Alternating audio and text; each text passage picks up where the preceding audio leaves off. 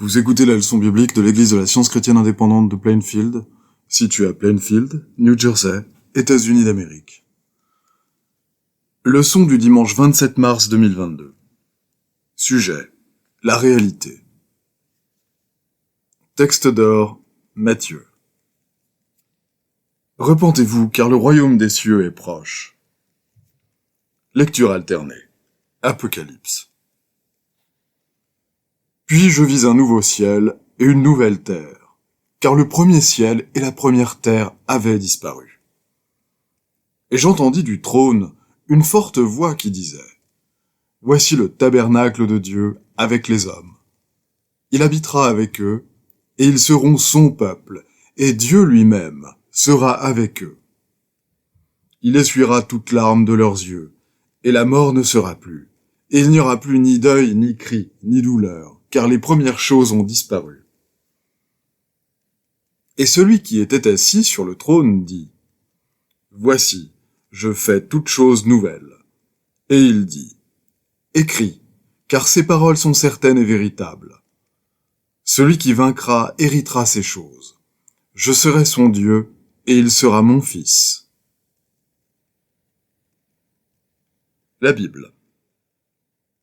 Voyant la foule, Jésus monta sur la montagne. Puis, ayant ouvert la bouche, il les enseigna et dit: Ceux qui me disent: Seigneur, Seigneur, n'entreront pas tous dans le royaume des cieux, mais celui-là seul qui fait la volonté de mon Père qui est dans les cieux. Le royaume des cieux est semblable à un homme qui a semé une bonne semence dans son champ. Mais pendant que les gens dormaient, son ennemi vint, sema de l'ivraie parmi le blé et s'en alla. Lorsque l'herbe eut poussé et donné du fruit, l'ivraie parut aussi. Les serviteurs du maître de la maison vinrent lui dire: Seigneur, n'as-tu pas semé une bonne semence dans ton champ? D'où vient donc qu'il y a de l'ivraie? Il leur répondit: C'est un ennemi qui a fait cela. Et les serviteurs lui dirent: Veux-tu que nous allions l'arracher? Non, dit-il, de peur qu'en arrachant l'ivraie, vous ne déraciniez en même temps le blé. Laissez croître ensemble l'un et l'autre jusqu'à la moisson, et à l'époque de la moisson, je dirai au moissonneur: Arrachez d'abord l'ivraie et liez-la en gerbe pour la brûler, mais amassez le blé dans mon grenier.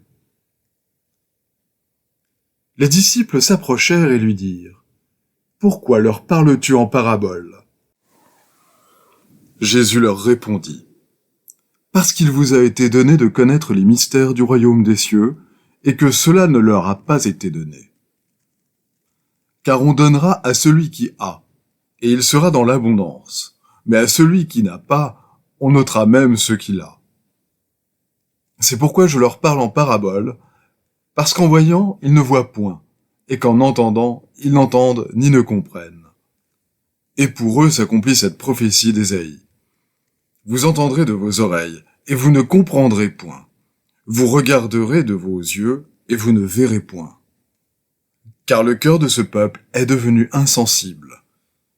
Ils ont endurci leurs oreilles, et ils ont fermé leurs yeux, de peur qu'ils ne voient de leurs yeux, qu'ils n'entendent de leurs oreilles, qu'ils ne comprennent de leur cœur, qu'ils ne se convertissent, et que je ne les guérisse.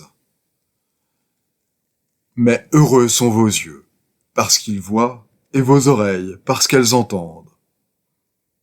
Je vous le dis en vérité, beaucoup de prophètes et de justes ont désiré voir ce que vous voyez, et ne l'ont pas vu, entendre ce que vous entendez, et ne l'ont pas entendu.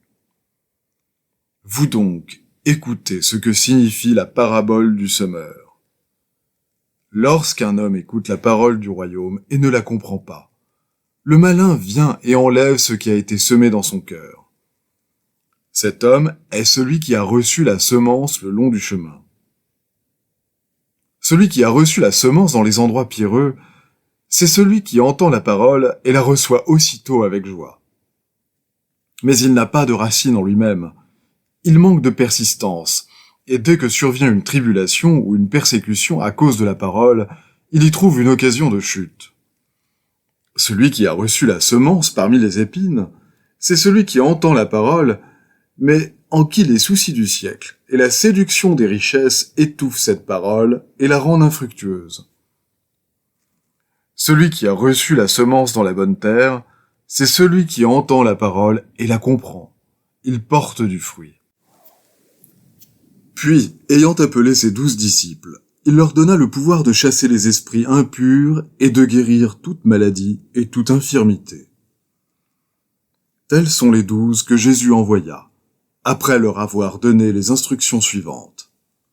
N'allez pas vers les païens, et n'entrez pas dans les villes des Samaritains. Allez plutôt vers les brebis perdues de la maison d'Israël. Allez, prêchez et dites, le royaume des cieux est proche. Guérissez les malades, ressuscitez les morts, purifiez les lépreux, chassez les démons. Vous avez reçu gratuitement, donnez gratuitement. Voici, je vous envoie comme des brebis au milieu des loups. Soyez donc prudents comme les serpents, et simples comme les colombes. Mettez-vous en garde contre les hommes, car ils vous livreront aux tribunaux, et ils vous battront de verges dans leurs synagogues. Vous serez menés à cause de moi devant des gouverneurs et devant des rois, pour servir de témoignage à eux et aux païens. Mais quand on vous livrera, ne vous inquiétez ni de la manière dont vous parlerez, ni de ce que vous direz. Ce que vous aurez à dire vous sera donné à l'heure même. Car ce n'est pas vous qui parlerez, c'est l'Esprit de votre Père qui parlera en vous. Vous serez haïs de tous à cause de mon nom, mais celui qui persévérera jusqu'à la fin sera sauvé. Celui qui vous reçoit me reçoit, et celui qui me reçoit reçoit celui qui m'a envoyé. Un homme ne peut recevoir que ce qui lui a été donné du ciel. Heureux ceux qui ont faim et soif de la justice, car ils seront rassasiés. Heureux ceux qui ont le cœur pur, car ils verront Dieu. Heureux ceux qui sont persécutés pour la justice, car le royaume des cieux est à eux. Réjouissez-vous et soyez dans l'allégresse parce que votre récompense sera grande dans les cieux. Je vais maintenant lire les passages corrélatifs tirés du livre d'études de la science chrétienne, Science et santé, avec la clé des Écritures de Mary Baker Eddy. Pour saisir la réalité et l'ordre de l'être dans sa science, il vous faut commencer par considérer Dieu comme le principe divin de tout ce qui existe réellement.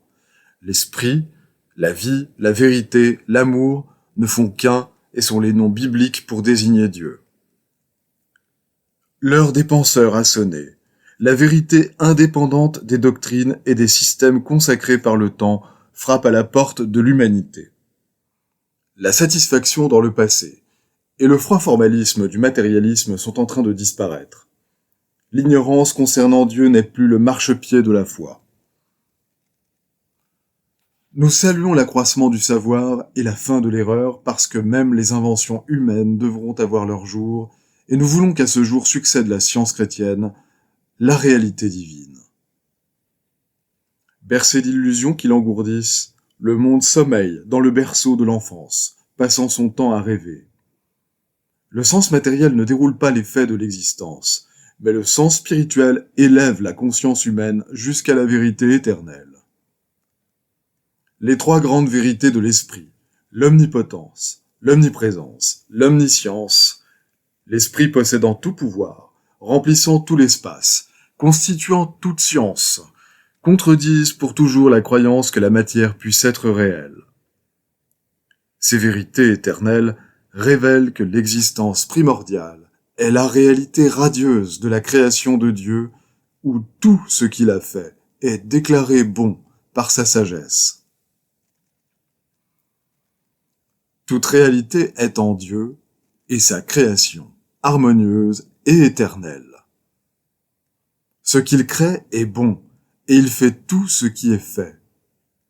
Par conséquent, la seule réalité du péché, de la maladie ou de la mort est le fait terrible que les irréalités paraissent réelles à la croyance humaine erronée jusqu'à ce que Dieu leur arrache le masque. Elles ne sont pas vraies parce qu'elles n'émanent pas de Dieu. Nous apprenons en science chrétienne que toute inharmonie de l'entendement mortel ou du corps mortel est une illusion, ne possédant ni réalité, ni identité, bien que paraissant réelle et identique. La réalité est spirituelle, harmonieuse, immuable, immortelle, divine, éternelle. Rien de ce qui n'est pas spirituel ne peut être réel, harmonieux, ni éternel. Le péché, la maladie et la mortalité sont les antipodes supposés de l'esprit et sont forcément des contradictions de la réalité. Le mal est une négation parce qu'il est l'absence de la vérité. Il n'est rien parce qu'il est l'absence de quelque chose. Il est irréel parce qu'il présuppose l'absence de Dieu, l'omnipotent et l'omniprésent. Tout mortel doit apprendre qu'il n'y a ni pouvoir ni réalité dans le mal. Le mal est outrecuidant. Il dit « Je suis une entité réelle qui domine le bien ». Ce mensonge devrait dépouiller le mal de toute prétention. Le seul pouvoir qu'a le mal, c'est de se détruire lui-même. Il ne pourra jamais détruire un seul iota du bien. Toute tentative du mal pour détruire le bien est vouée à l'échec et ne fait qu'aider à punir péremptoirement le malfaiteur. Si nous concédons autant de réalité à la discordance qu'à l'harmonie, la discordance aura sur nous des droits aussi durables que ceux de l'harmonie. Si le mal est aussi réel que le bien, le mal est donc tout aussi immortel. Si la mort est aussi réelle que la vie, l'immortalité est un mythe. Si la douleur est aussi réelle que l'absence de douleur, toutes deux sont forcément immortelles. Et s'il en est ainsi, l'harmonie ne peut être la loi de l'être. L'entendement mortel s'ignore lui-même, sinon il ne pourrait jamais se duper. Si l'entendement mortel savait être meilleur, il serait meilleur. Puisqu'il lui faut croire à quelque chose en dehors de lui-même, il intronise la matière comme divinité. L'entendement humain a été idolâtre dès le début, ayant d'autres dieux et croyant à d'autres entendements en dehors de l'unique entendement. Étant donné que les mortels ne comprennent même pas l'existence mortelle, quelle doit être leur ignorance concernant l'entendement omniscient et ses créations? Le témoignage des sens physiques renverse souvent la vraie science de l'être et crée ainsi un règne de discorde, assignant un semblant de pouvoir au péché, à la maladie et à la mort.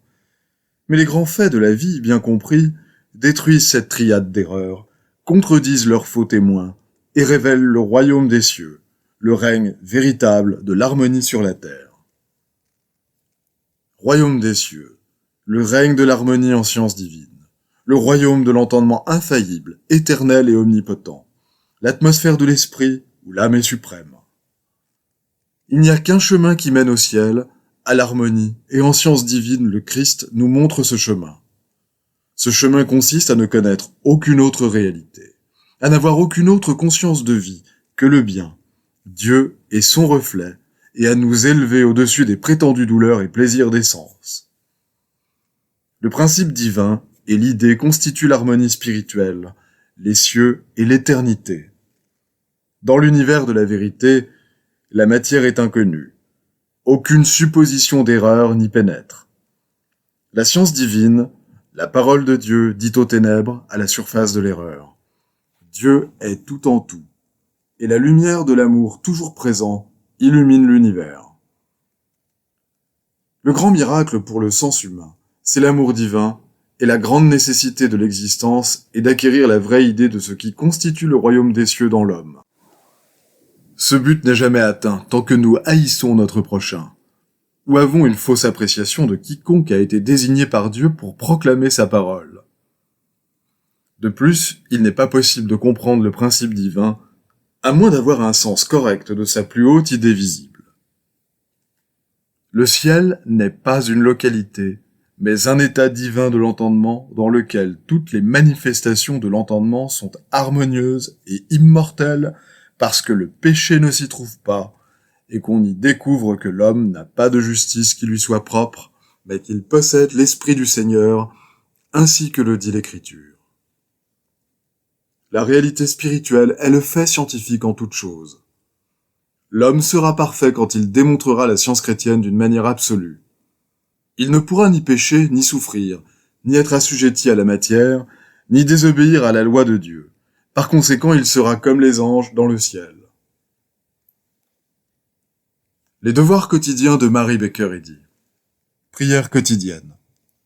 Il sera du devoir de tout membre de cette Église de prier chaque jour. Que ton règne vienne, que le règne de la vérité, de la vie et de l'amour divin soit établi en moi et élimine de moi tout péché. Et puisse ta parole enrichir les affections de toute l'humanité et la gouverner. Règles pour les mobiles et les actes. Ni l'animosité, ni un attachement purement personnel ne doivent déterminer les mobiles ou les actes des membres de l'Église mère. Dans la science, l'amour divin seul gouverne l'homme, et un scientiste chrétien reflète les douces aménités de l'amour en réprouvant le péché et en manifestant un véritable esprit de fraternité, de charité et de pardon. Les membres de cette Église doivent journellement veiller et prier pour être délivrés de tout mal, pour ne pas prophétiser, juger, condamner, conseiller, influencer ou être influencés d'une manière erronée. Vigilance face au devoir. Il sera du devoir de chaque membre de cette Église de se défendre journellement contre la suggestion mentale agressive et de ne pas se laisser entraîner à oublier ou à négliger son devoir envers Dieu, envers son leader et envers l'humanité. Par ses œuvres, il sera jugé et justifié ou condamné.